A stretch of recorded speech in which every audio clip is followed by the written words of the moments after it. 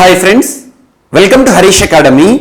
ఈరోజు వార్తలు నిలిచిన జాతీయ అంతర్జాతీయ రాష్ట్రీయ అంశాల గురించి, వార్తలు నిలిచిన వ్యక్తులు, అవార్డులు, పుస్తకాలు, మరి క్రీడా సంబంధిత సమాచారం ఒక్కొక్క అంశాన్ని వివరంగా తెలుసుకుందాం. ఈరోజు ఫస్ట్ టాపిక్ వచ్చేసి నాగాలాండ్ రాష్ట్రాన్ని మరొక 6 నెలల పాటు కల్లోలిత ప్రాంతంగా గుర్తిస్తూ కేంద్ర ప్రభుత్వం విడుదల చేసిన ఉత్తర్వులు వార్తలు ఇచ్చాయి. నాగాలాండ్ రాష్ట్రాన్ని మరొక 6 నెలల పాటు డిస్టర్బ్డ్ ఏరియా, కల్లోలిత ప్రాంతం అంటున్నాను. సో ఇటీవల తరచూ వార్తలు ఇస్తున్న రాష్ట్రం నాగాలాండ్. దేనికి సంబంధించి ఈ డిసెంబర్ మాసంలో నాగాలాండ్ రాష్ట్రం అత్యధికంగా వార్తలు ఇచ్చింది? ఒక వివాదాస్పద చట్టం, armed forces special powers act 1958. So ఏదైనా చట్టం వార్తలు నిలిచినప్పుడు ఆ చట్టానికి సంబంధించి కన్సర్న్డ్ ఇయర్ గుర్తుంచుకోండి ఖచ్చితంగా. Armed forces special powers act సాయుధ బలగాలకు ఇచ్చే ప్రత్యేక అధికారాలు ఏవైతే ఉంటాయో వాటిని పేర్కొనబడిన చట్టం.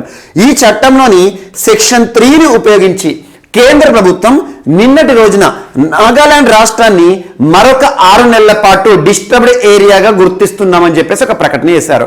ఎందుకంటే ప్రస్తుతం నాగాలాండ్ రాష్ట్రంలో చోటు చేసుకుంటున్న పరిస్థితులు కానివ్వండి, కొన్ని వివాదాలు కానివ్వండి, గొడవలు కానివ్వండి, ఇలాంటి పరిస్థితిలో నాగాలాండ్ రాష్ట్రం నుండి armed forces special powers act ఈ చట్టాన్ని ఎత్తివేసే ప్రసక్తే లేదని చెప్పేసి మరొకసారి చెప్పారు.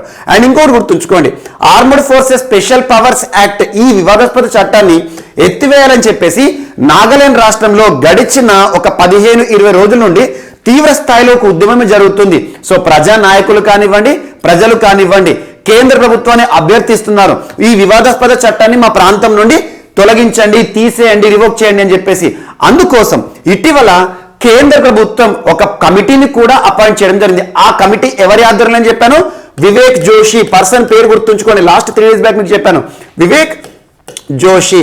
సో వివేక్ జోషి గారి ఆధ్వర్యంలో ఇటీవల మినిస్ట్రీ ఆఫ్ హోమ్ అఫైర్స్ వారు నాగాలాండ్ రాష్ట్రంలో ప్రస్తుత పరిస్థితులను అధ్యయనం చేసి, మరి ప్రస్తుత పరిస్థితిలో armed forces special powers act army అధికారులు, సాయుధ బలగాలకు ప్రత్యేకంగా అధికారాలను ఇచ్చే ఈ చట్టాన్ని తొలగించడానికి ఎలాంటి పరిస్థితులు ఉన్నాయి అధ్యయనం చేయమని చెప్పేసి ఈ ఒక కమిటీని వేయడం జరిగింది కేంద్ర ప్రభుత్వం. So ministry of home affairs ఈ కమిటీ ఏం చెప్పిందంటే, ప్రస్తుతం ఉన్న పరిస్థితిలో నాగాలాండ్ రాష్ట్రంలో ఈ చట్టాన్ని తొలగించకండి, రివోక్ చేయకండి, కంటిన్యూ చేయండి, మరొక 6 నెలల పాటు నాగాలాండ్ రాష్ట్రాన్ని డిస్టర్బ్డ్ ఏరియా, కల్లోలిత ప్రాంతంగానే గుర్తించండి అని చెప్పేసి కేంద్ర ప్రభుత్వానికి సిఫార్సు చేయడం జరిగింది. ఆ సిఫార్సులను అనుసరించి సో డిసెంబర్ 30 నిన్నటి రోజు నుండి డిసెంబర్ 30 నుండి రానున్న 6 నెలల పాటు మరొకసారి నాగాలాండ్ రాష్ట్రాన్ని కల్లోలిత ప్రాంతంగానే, డిస్టర్బ్డ్ ఏరియానే మనం చూడబోతున్నాం.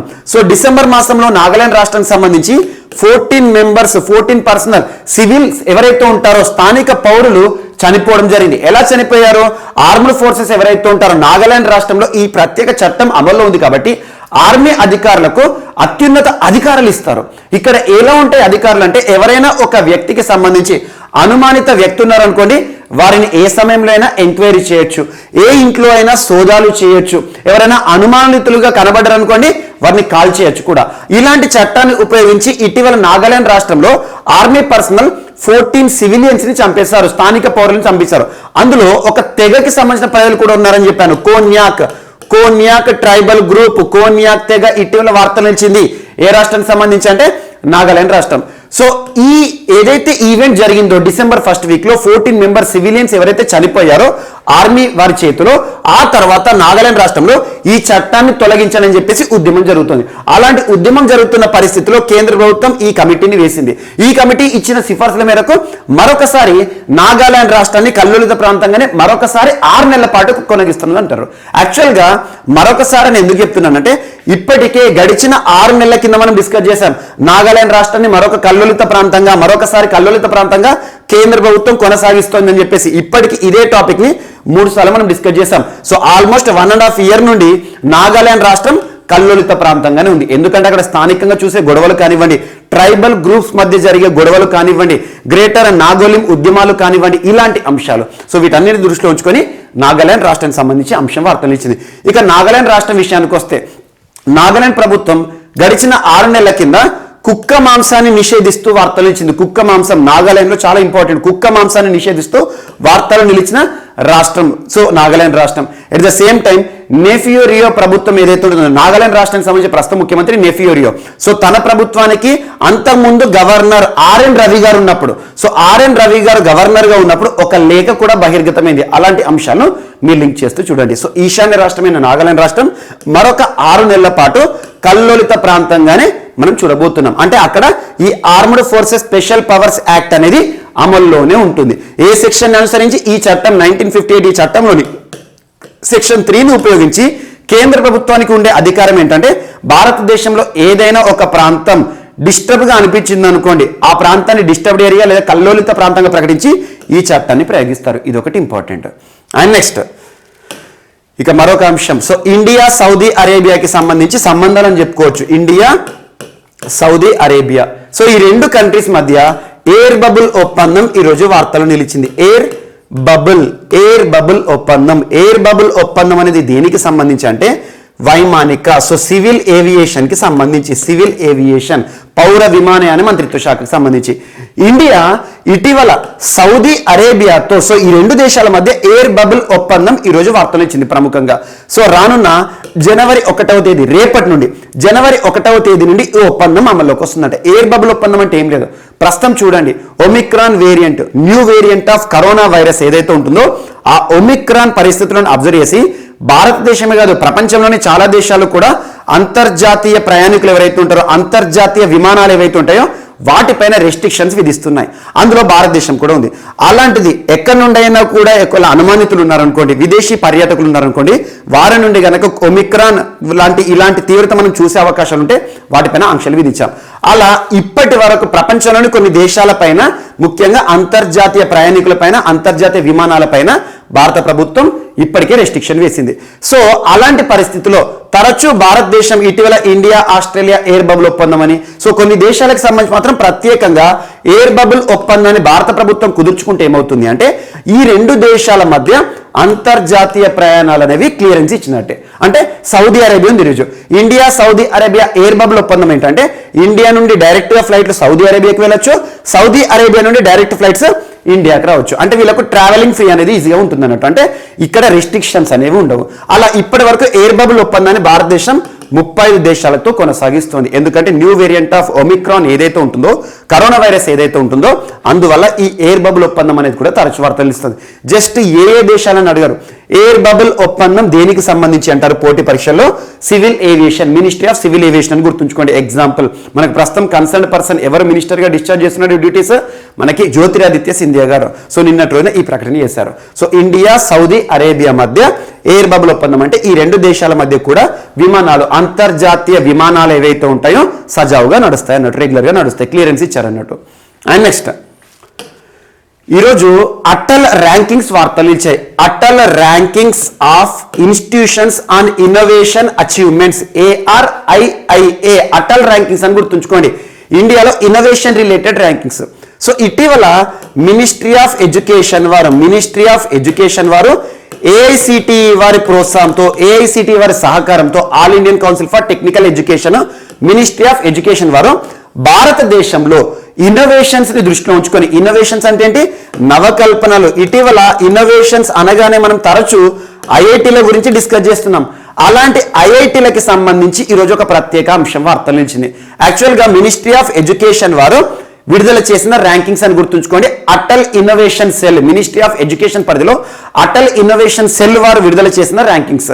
ఇందులో భారతదేశంలోని ఐఐటీలు దాదాపు 7 ఐఐటీలు టాప్ 10 లో నిలిచాయి. And Indian institute of sciences top 10 లో ఉంది. అంటే ఇన్నోవేషన్స్ విషయంలో అద్భుతమైన పనితీరు, ఇన్నోవేషన్స్, స్టార్టప్స్, ఎంటర్ప్రీనర్షిప్ ఈ విషయాలను దృష్టిలో ఉంచుకొని ఈ ర్యాంకింగ్స్ ఇవ్వడం జరిగింది. అంటే అత్యధికంగా పరిశోధనలు, ఇన్నోవేషన్స్ చేసే ఐఐటీ ఏదైతే ఉంటుందో ఇక్కడ మనకు టాప్ లో చూడొచ్చు అన్నట్టు. సో ఎవరు విడుదల చేశారో, మినిస్ట్రీ ఆఫ్ ఎడ్యుకేషన్. ప్రస్తుతం కన్సర్న్ పర్సన్ ఎవరు, ధర్మేంద్ర ప్రధాన్ గారు. At the same time ARIIA అంటే ఏంటంటే Atal rankings of institutions on innovation achievements. So ఇక్కడ ఈ ర్యాంకింగ్ అబ్జర్వ్ చేద్దాం.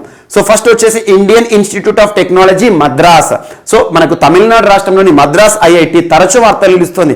ఎక్కువగా మనం India's first 3D concrete printing technology ఉపయోగించి 3D హౌస్ ని నిర్మించారు. అండ్ ఇటీవల ఇండస్ట్రీ కాన్క్లేవ్ అనే ఒక అంశాన్ని చెప్పాను. World's first motorized wheelchair IIT Madras సంబంధించి ఇలాంటివన్నీ ఇన్నోవేషన్స్. అలాంటి IIT Madras. And Indian institute of technology Bombay, nano sniffer లేదంటే anti hail gun, anti cannon. So ఇలాంటివి ఏవైతే ఉంటాయో తరచు మనం చూస్తున్నాం ఐఐటి బాంబేకి సంబంధించి. అండ్ నెక్స్ట్ వచ్చేసి ఐఐటి ఢిల్లీ సెర్స్ టెక్నాలజీ మానవుల్లో డెంగ్యూ వ్యాధిని కనుగొనగలిగే అధునాతనమైన ఒక టెస్టింగ్. అదేంటి? Surface enhanced Raman spectroscopy dengue వ్యాధి ఐఐటి ఢిల్లీ. అండ్ ఐఐటి ఢిల్లీకి సంబంధించి ఇటీవల RTPCR based Omicron test kit అని ఒక అంశాన్ని చెప్పాను, వాటి లింక్ చేసుకోండి. కొన్ని చెప్తున్నాను ఇక్కడ. అండ్ నెక్స్ట్ వచ్చేసి Indian institute of technology Kanpur, IIT Kanpur touch sensitive watch ని తయారు చేసే వార్తలు నిలిచింది. మనకి గంగా నది, యమునా నది వీటిపైన అధ్యయనం చేస్తుంది ఇటీవల అలహాబాద్ హైకోర్టు తీర్పులను ఉపయోగించి.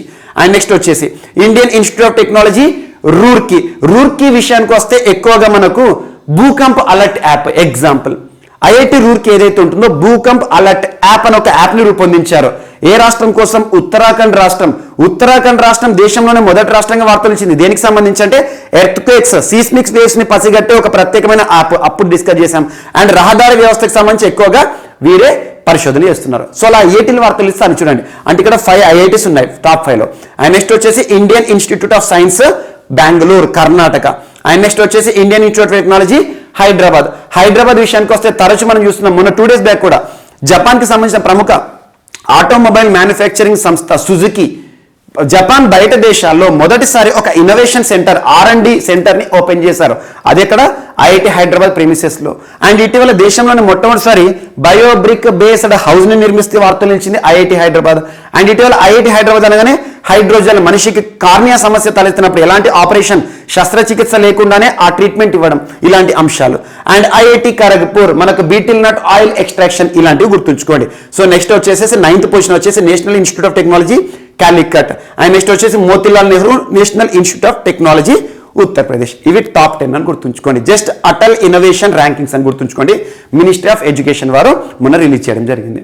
అండ్ నెక్స్ట్ ఈరోజు మరొక అంశం. సో ఒక ఐఐటి వార్తలు ఇచ్చింది మరొకసారి, ఐఐటి కాన్పూర్. సో ఐఐటీలకు లింక్ చేసుకోండి. ఐఐటి కాన్పూర్ దేశంలోని మొట్టమొదటిసారి మనకి బ్లాక్ చైన్ టెక్నాలజీ బేస్డ్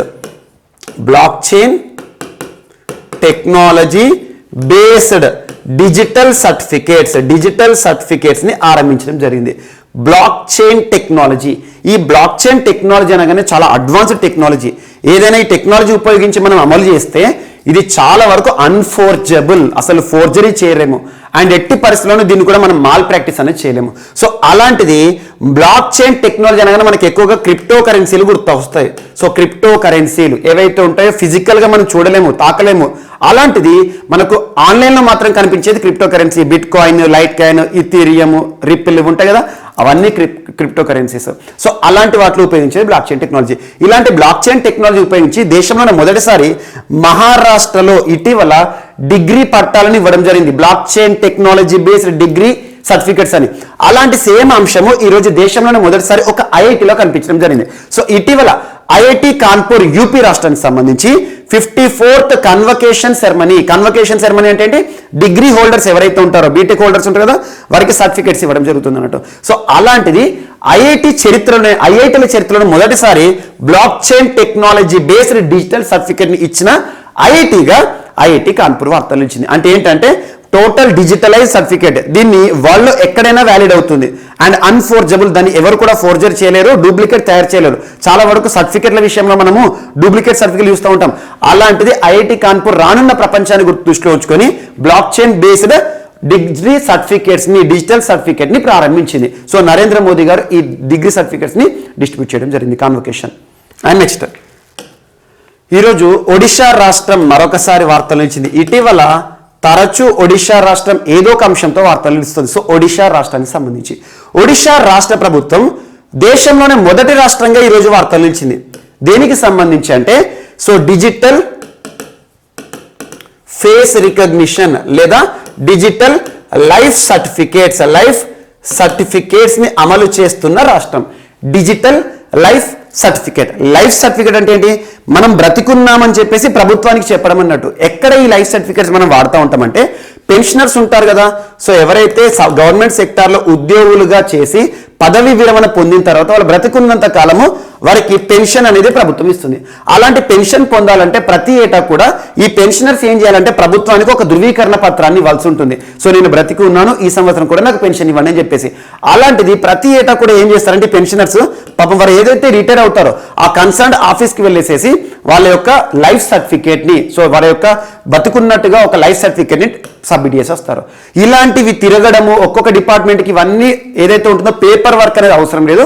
ఇక మీదట జస్ట్ మొబైల్ ఫోన్ ఆధారంగా లైఫ్ సర్టిఫికేట్ని ధృవీకరించవచ్చు, లైఫ్ సర్టిఫికేట్ని సబ్మిట్ చేయవచ్చు అని చెప్పేసి రాష్ట్రంలోని పెన్షనర్స్ అందరికీ కూడా డిజిటల్ లైఫ్ సర్టిఫికేట్ అనే ఒక అవకాశాన్ని ఇస్తూ దేశంలోనే మొదటి రాష్ట్రంగా ఒడిషా రాష్ట్రం ప్రత్యేకంగా వార్తలించింది. ఒడిషా రాష్ట్రం డిజిటల్ సర్టిఫికేట్ లైఫ్ సర్టిఫికేట్ పెన్షనర్స్ల కోసం అమలు చేస్తున్న రాష్ట్రం అని గుర్తుంచుకోండి. దీనికి అతి త్వరలో ఒక యాప్ని కూడా అందుబాటులోకి తీసుకొస్తున్నారు. ఇది ఒకటి ఇంపార్టెంట్.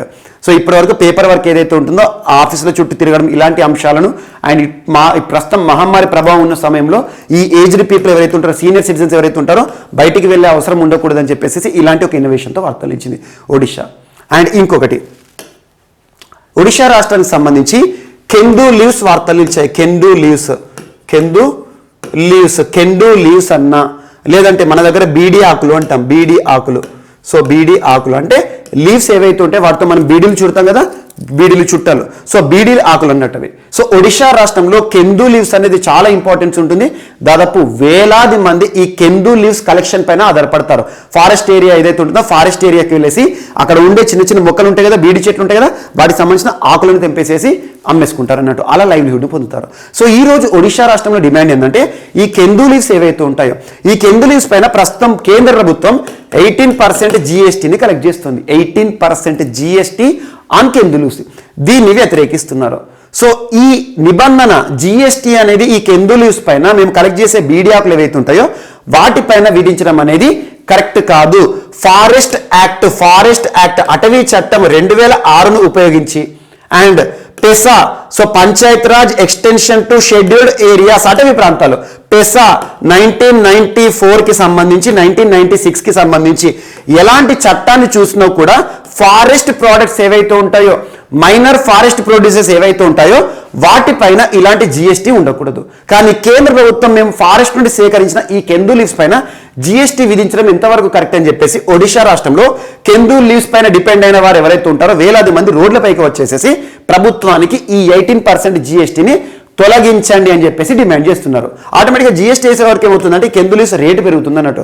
ఇక్కడ మిడిల్ మెన్ లాభపడుతున్నారు. మేము కలెక్ట్ చేసేసి అటవీ ప్రాంతాలు తిరిగి సేకరిస్తున్నాం, మాకేమీ లాభం ఉండట్లేదు. సో ఇలాంటి జీఎస్టీని తొలగించండి అని చెప్పేసి ప్రత్యేకంగా ఒక ఉద్యమం జరుగుతుంది. ఇక ఇటీవల ఒడిషా రాష్ట్రం తరచూ వార్తలు నిలుస్తుంది. ఒడిషా రాష్ట్రం అంటేనే వన్యప్రాణులకి సంబంధించి సిమ్లిపాల్ టైగర్ రిజర్వ్ చాలా ఇంపార్టెంట్. ఈసారి ఖచ్చితంగా ఒక ప్రశ్న వస్తుంది. ప్రపంచంలోనే ఏకైక టైగర్ రిజర్వ్ పులుల సంరక్షణ కేంద్రం, నల్ల పులులు నివసించే ఒక సంరక్షణ కేంద్రం ఏదంటే సిమ్లిపాల్. అందులో ఉండే నల్ల పులులకు ఆ నలుపు రంగుకు కారణమైన ఒక ప్రోటీన్, ఒక జీన్ గుర్తుంచుకోండి, transmembrane amino peptidase Q. And at the same time వన్యప్రాణులకు సంబంధించి ఇటీవల ఒడిషా రాష్ట్రం 3 రకాల మొసళ్లను కలిగి ఉన్న ఏకైక రాష్ట్రంగా వార్తలు నిలిచింది. ఆ మొసళ్ళ విషయానికి వస్తే మనకి మగ్గర్స్, గరియల్స్, ఎస్ట్వరైన్ ఆర్ సాల్ట్ వాటర్ క్రొకడైల్స్ ఇలాంటి అంశము. And at the same time ఇటీవల ఆలివ్ రిడ్లీ టర్టిల్ సంబంధించి గహిర్మాత, రిషికిలియా బీచ్లు వార్తలు నిలుస్తున్నాయి. ఇలాంటి అంశాలు లింక్ చేసుకోండి. At the same time Odisha రాష్ట్రానికి సంబంధించి ఇటీవల స్వాభిమాన్ ఆంచల్ అనే ఒక సుదూర ప్రాంతం వార్తలు నిలుస్తుంది తరచు. దాన్ని కలిపి గురుప్రియ సేతు వంతెన నిర్మాణం కానివ్వండి, ట్రాన్స్జెండర్లకు సంబంధించి మధుబాబు పెన్షన్ యోజన అండ్ ఇటీవల సంహిత అనే ఒక ప్రోగ్రామ్, సంహిత అనే ఒక ప్రత్యేక ప్రోగ్రామ్ ప్రారంభించింది ఒడిషా రాష్ట్రం. గిరిజనులు ఎవరైతే ఉంటారో వారికి గిరిజన భాషలోనే, మాతృభాషలోనే విద్యను అందించే ప్రోగ్రామ్ సంహతి అనే ఒక program. And at the same time Odisha రాష్ట్రానికి సంబంధించి సిటీస్ వార్తలు నిలుస్తున్నాయి.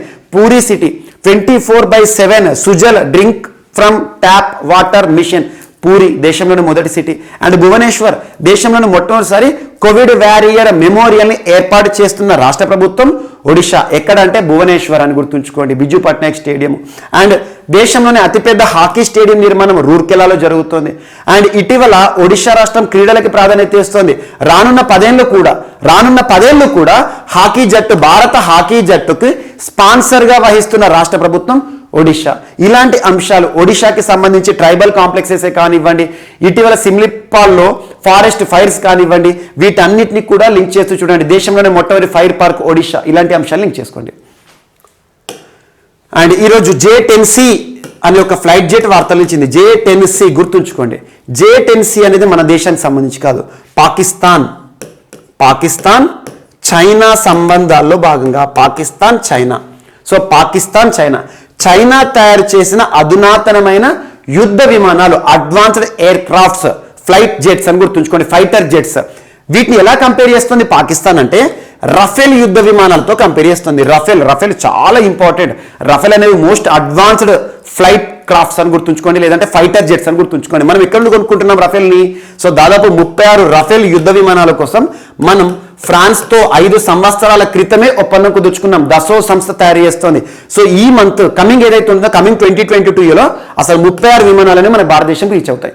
అలాంటిది రఫేల్ యుద్ధ విమానాలు కలిగి ఉన్న భారతదేశానికి ధీటుగా మాకు కూడా ఉండాలని చెప్పేసి వీళ్ళ యొక్క మిత్ర దేశమైన చైనా నుండి J-10Cని కొనుగోలు చేస్తుంది. సో వీటిని J-10Cని రఫేల్తో పోలుస్తోంది. దాదాపు ఇటీవల ఇటువంటి ఒక ఒప్పందం 35 ఫైటర్ జెట్లను కొనుగోలు చేయడానికి పాకిస్తాన్ చైనాతో ఒప్పందం కుదుర్చుకుంది. జస్ట్ గుర్తుంచుకోండి, పాకిస్తాన్ని మిలిటరీ పరంగా డెవలప్ చేయడానికి చైనా ప్రయత్నిస్తోంది.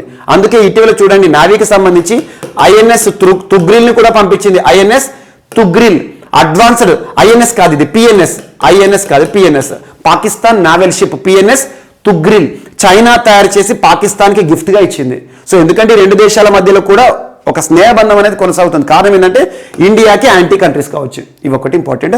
J-10C విమానాలను ఇటీవల ఏ దేశం నుండి ఏ దేశం కొనుగోలు చేయడానికి వార్తలు ఇచ్చింది. ఏ విమానాలతో కంపేర్ చేసుకోవడం జరుగుతుందంటే రఫేల్ యుద్ధ విమానాలు. కానీ రఫేల్ యుద్ధ విమానాలు అంత అడ్వాన్స్ కండిషన్లో ఇవి లేవు, ఎందుకంటే చైనా తయారు చేస్తుంది కాబట్టి. నెక్స్ట్ బ్రిక్స్ బ్యాంకులోకి లేదా new development bank, bricks bank లేదా NDB అంటాం. ఈ బ్యాంకులోకి ఇంకొక దేశం కూడా మెంబర్గా చేరింది. ఆ దేశమే ఈజిప్ట్ని బ్రిక్స్ బ్యాంకులో మరొక సభ్య దేశంగా చేరుస్తూ బ్రిక్స్ ఒక అధికారిక ప్రకటన చేసింది. బ్రిక్స్ బ్యాంక్ అధికారిక ప్రకటన చేసింది. సో ఇక్కడ బ్రిక్స్ బ్యాంక్ లేదా న్యూ డెవలప్మెంట్ బ్యాంక్ అనేది 2015 సంవత్సరం నుండి అమల్లోకి వచ్చింది. సో అలా తరచూ ఈ బ్రిక్స్ బ్యాంక్ లేదా న్యూ డెవలప్మెంట్ బ్యాంక్ NDBలోకి ఒక్కొక్క దేశం చేరడం మనం చూస్తున్నాం. అందులో ఈజిప్ట్ని కూడా న్యూ డెవలప్మెంట్ బ్యాంక్లోకి చేరుస్తూ ఆహ్వానాన్ని పంపింది new development bank. To the point గుర్తుంచుకోండి, సరిపోతుంది. అండ్ నెక్స్ట్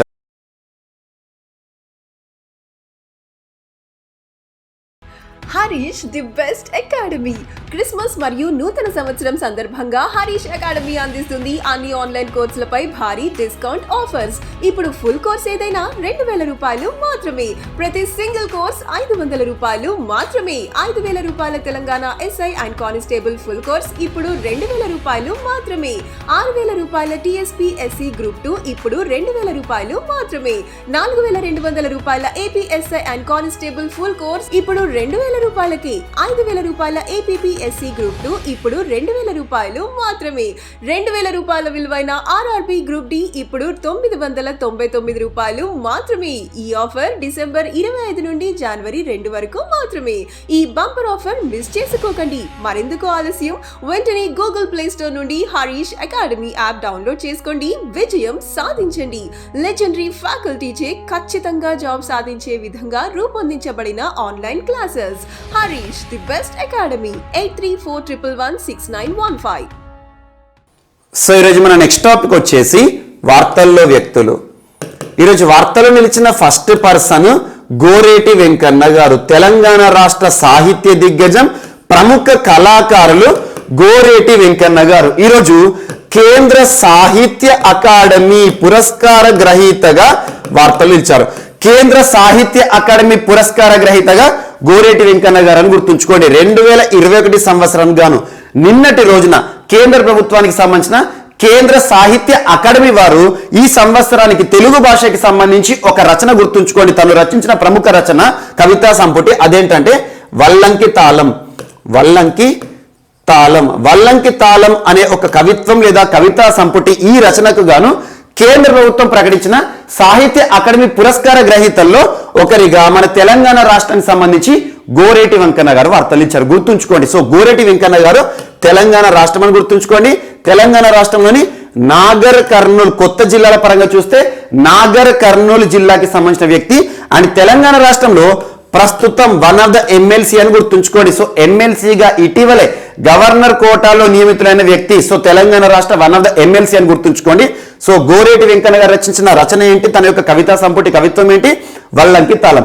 ఈ రచనకు గాను ఈ సంవత్సరానికి 2021 సంవత్సరానికి గాను సో కేంద్ర సాహిత్య అకాడమీ పురస్కార గ్రహీతగా గోరేటి వెంకన్న గారు అని గుర్తుంచుకోండి. తన యొక్క రచనలు, తన కవిత్వాలు కానివ్వండి, తన యొక్క పాటలు కానివ్వండి, ఎక్కువగా గ్రామీణ వాతావరణం, గ్రామీణ పరిస్థితులు ఇలాంటి అంశాలను ఇతివృత్తంగా చేసుకొని తన యొక్క సాహిత్యాన్ని మనం చూడడం జరుగుతుంది.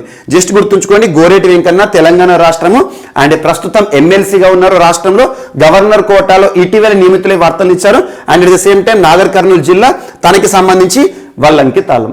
అండ్ నెక్స్ట్ ఈరోజు మరొక person.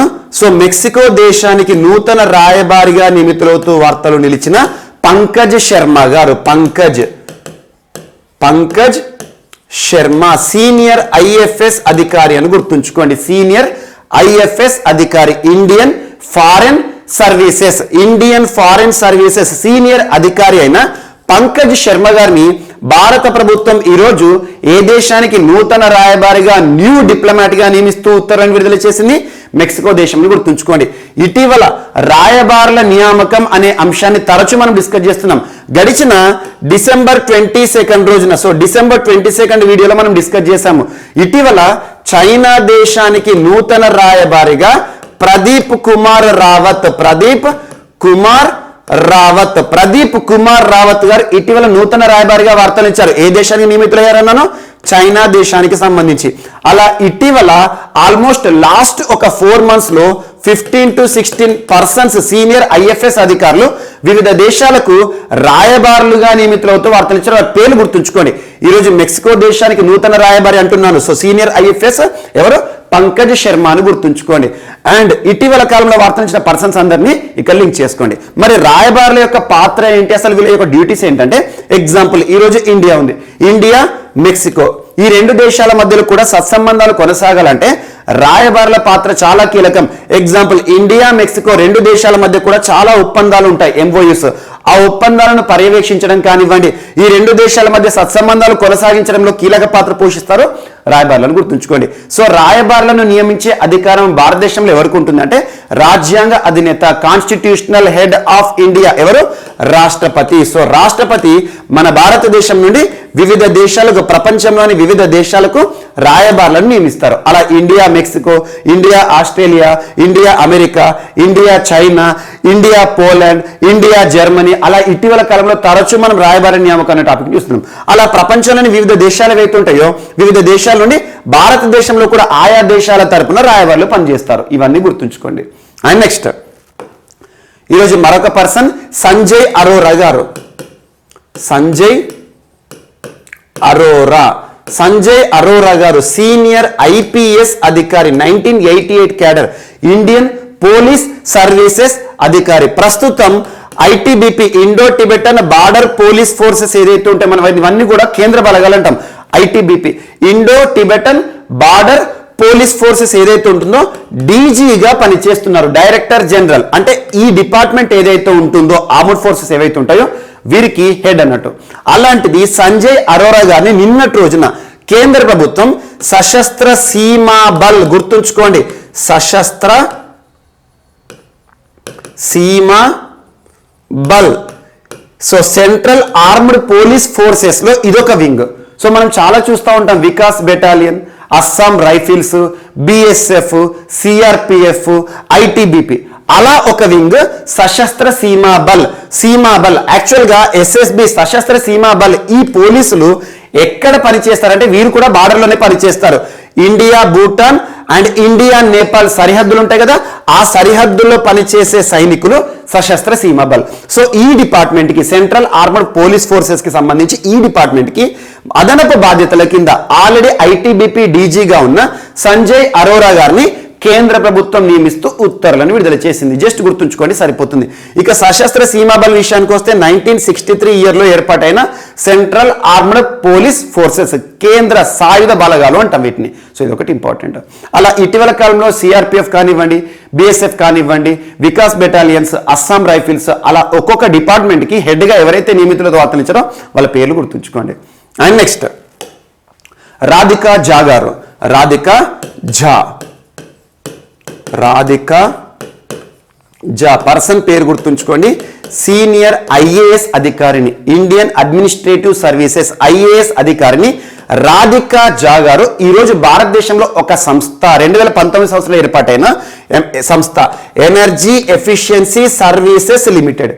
Energy efficiency services limited ఈ సంస్థకి సంబంధించి నూతన సిఇఓగా నియమితులవుతూ వార్తలు ఇచ్చిన సీనియర్ ఐఏఎస్ అధికారిని అని గుర్తుంచుకోండి. రాధికా ఝా గారు సీనియర్ ఐఏఎస్ అధికారిని, IAS officer, energy efficiency services limited నూతన సిఇఓ, చీఫ్ ఎగ్జిక్యూటివ్ ఆఫీసర్ అని గుర్తుంచుకోండి, సరిపోతుంది. టు ద పాయింట్ అడిగే అవకాశం ఉంటుంది. అండ్ నెక్స్ట్ ఈరోజు మరొక person, so senior IAS officer Praveen Kumar గారు. సో ప్రవీణ్ కుమార్ గారు ఈరోజు ఒక డిపార్ట్మెంట్ కి నూతన హెడ్ గా నియమితులవుతూ వార్తలు ఇచ్చారు, నూతన ఎండి CEO.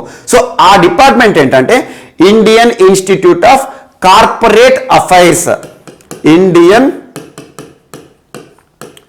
Institute of corporate affairs. Corporate affairs, so corporate related వ్యవహారాలు ఏవైతే ఉంటాయో ఆ వ్యవహారాలను చూసుకోవడానికి భారతదేశంలో పనిచేస్తున్న ఒక ప్రత్యేకమైన institution Indian institution of corporate affairs.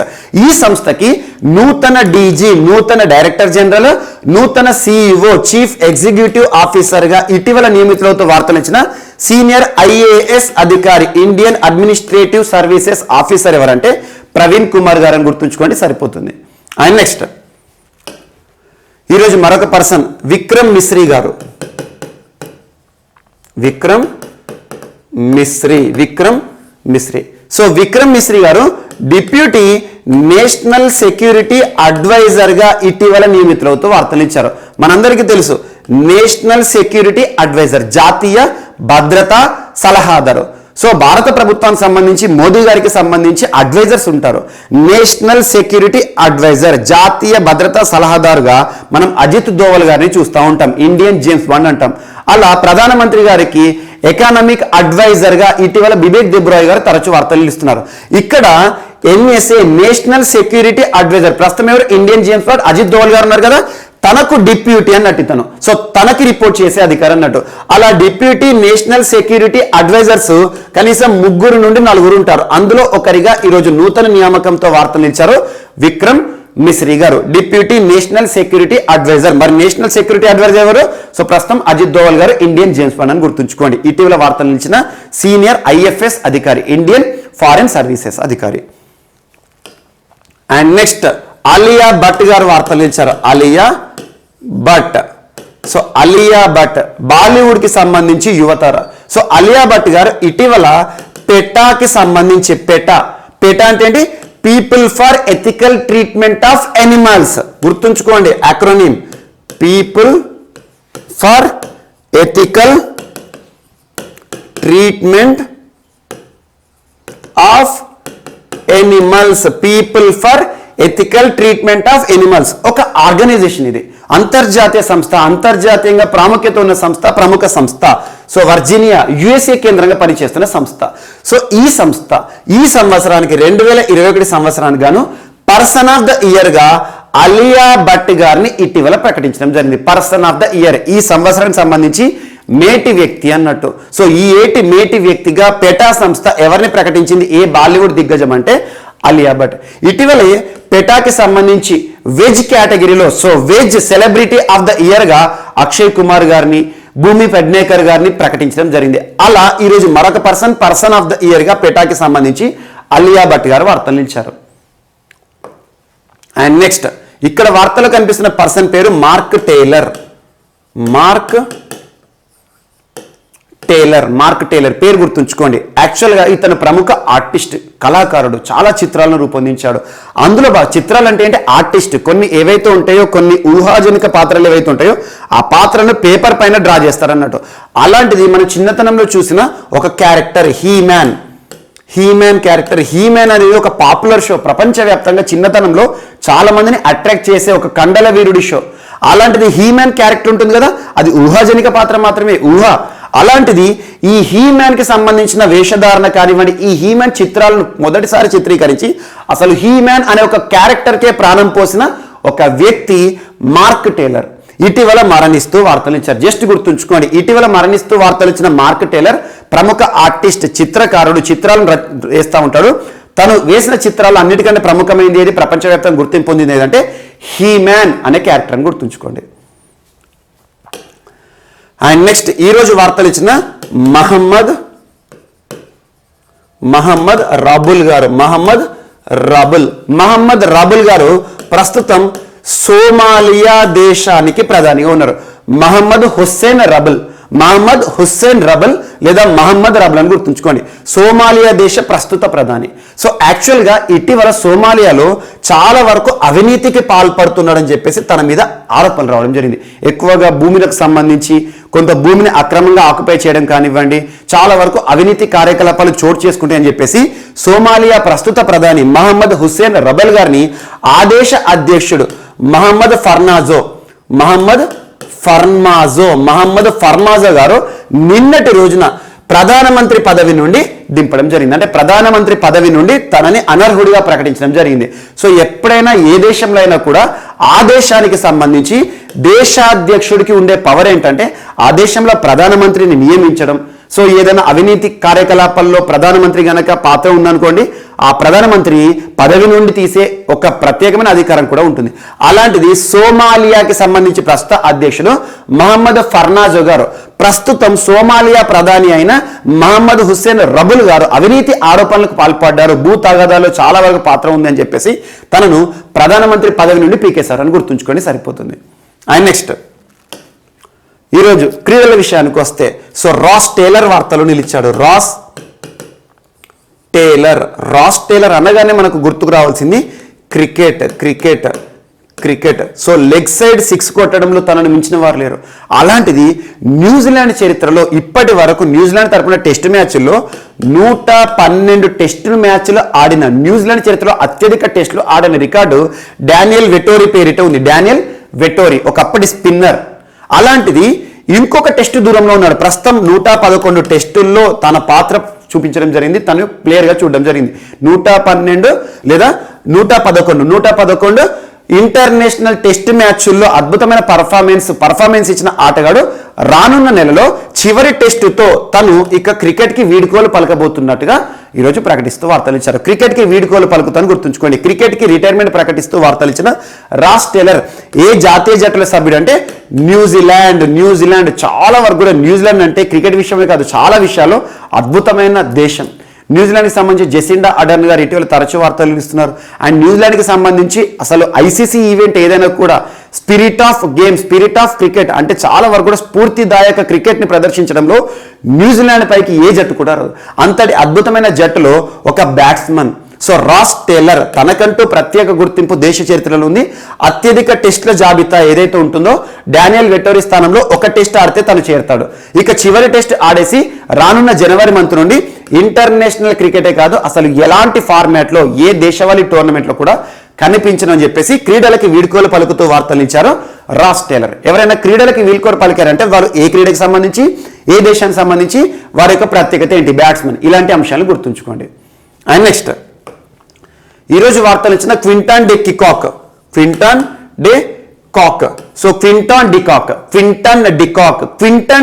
QD అంటారు తను.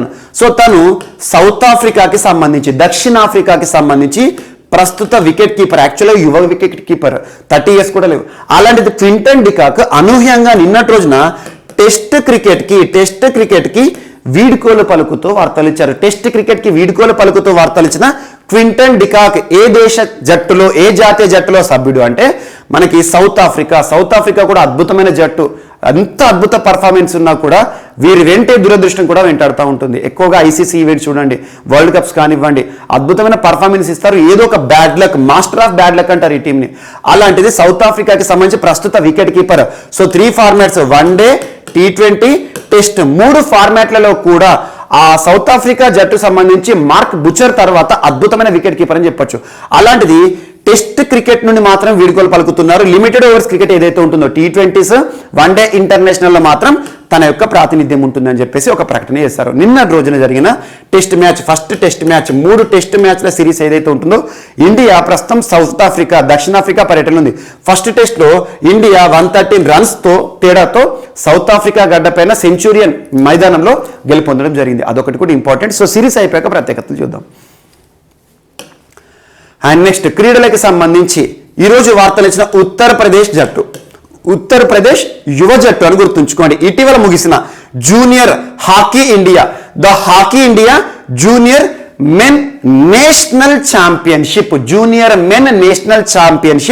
హాకీ ఇండియా అని గుర్తుంచుకోండి. హాకీకి సంబంధించి జాతీయ ఛాంపియన్షిప్, నేషనల్ ఛాంపియన్షిప్. ఈ నేషనల్ ఛాంపియన్షిప్లో 2021 సంవత్సరానికి సంబంధించి 11th ఎడిషన్ హాకీ ఇండియా. ఈ ఎడిషన్లో యూపీ విజేతగా వార్తలు నిలిచింది. హాకీకి సంబంధించి ఎవరిపై గెలిచారు ఫైనల్ అంటే చండీగఢ్ జట్టు పైన. ఎక్కడ ఫైనల్ మ్యాచ్ జరిగింది, అసలు ఆతిథ్యం ఇస్తున్న ప్రాంతం ఏంటంటే తమిళనాడు. సో తమిళనాడు వేదికగా ఇటీవల ముగిసిన 11th hockey India junior men national championship 2021 విజేతగా ఎవరు వార్తలు ఇచ్చారంటారు. That's enough. ఆ ఒక్క పాయింట్ గుర్తుంచుకోండి. ఉత్తరప్రదేశ్ రాష్ట్రం. ఎడిషన్ గుర్తుంచుకోండి, ఇయర్ గుర్తుంచుకోండి, క్రీడ గుర్తుంచుకోండి. హాకీయా క్రికెటా? సో ఇక్కడ హాకీ అని గుర్తుంచుకోండి. అండ్ నెక్స్ట్ ఈరోజు అతి పిన్న వయస్కుడిగా 17 సంవత్సరాల వయసులోనే ప్రపంచ ఛాంపియన్గా వార్తలిచ్చిన ఒక ఉజ్బెకిస్తాన్కి సంబంధించిన చిన్నారి బాలుడు వార్తలు ఇచ్చారు. తను మ్యాగ్నస్ కార్ల్సన్ పైన గెలుపొంది వార్తలు ఇచ్చారు. ఇక్కడ తన పేరు గుర్తుంచుకొని జిఎం నాడిబ్రెక్ అండ్ దాని పూర్తి పేరు ఏంటంటే అబ్డస్ టరో. సో జస్ట్ జిఎం నాడిబ్రెక్ అని గుర్తుంచుకోండి, నాడిబ్రెక్. సో ఇతను ఉజ్బెకిస్తాన్ దేశానికి సంబంధించిన చిన్నారి. ఉజ్బెకిస్తాన్ ప్రస్తుతం తన వయసు 17 సంవత్సరాలు. ఇటీవల ముగిసిన ఫిడే అంటే ఏంటి? ఫిడే అనే పదం మీకు ఎక్కడ కనిపించినా that is the word related to chess అని గుర్తుంచుకోండి. చెస్ కి సంబంధించిన అంతర్జాతీయ చెస్ సమాఖ్య, federation international they chess association అని గుర్తుంచుకోండి. ఎక్కడ ఉంది అంటే లాసా అనే స్విట్జర్లాండ్ వేదికగా పనిచేస్తుంది. ఇంటర్నేషనల్ చెస్ ఫెడరేషన్, అంతర్జాతీయ చెస్ సమాఖ్య ప్రధాన కేంద్రం ఎక్కడంటే లాసా అనే స్విట్జర్లాండ్. సో ఫిడే ఆధ్వర్యంలో world rapid and blitz chess championship Warsaw వేదికగా జరిగింది. సో అందులో విజేతగా ఎవరు వార్తలు ఇచ్చారంటే చిన్నారి. తన పేరు గుర్తుంచుకొని జిఎం నాడిబ్రెక్. ఎవరిపైన గెలుపొందారంటే ప్రపంచ చెస్ దిగ్గజం మ్యాగ్నస్ కార్ల్సన్ పైన. ఈ ఈవెంట్లో అన్నిటికంటే గొప్ప విజయం ఇదే. మ్యాగ్నస్ కార్ల్సన్ పైన గెలుపొందడం జరిగింది. Just world rapid chess champion అంటేనేమో మనకు జిఎం నాడిబ్రెక్, కానీ వరల్డ్ చెస్ ఛాంపియన్ అంటే మాత్రం ఇప్పటి వరకు కూడా మ్యాగ్నస్ కార్ల్సన్ పేరిటే రికార్డు ఉంది. ఇది ఒకటి ఇంపార్టెంట్. సో అతి పిన్న వయసులో ర్యాపిడ్ చెస్ ఛాంపియన్గా అవతరించిన ఉజ్బెకిస్తాన్ చిన్నారని గుర్తుంచుకోండి, సరిపోతుంది. సో ఇవి ఈరోజు వార్తలో నిలిచిన అంశాలు. మిస్లేనియస్ అంశాలు ఏమైనా మిగిలిపోతే మాత్రం రేపటి క్లాస్లో యాడ్ చేసుకుని నేర్చుకుందాం. రేపు కలుద్దాం. Thank you.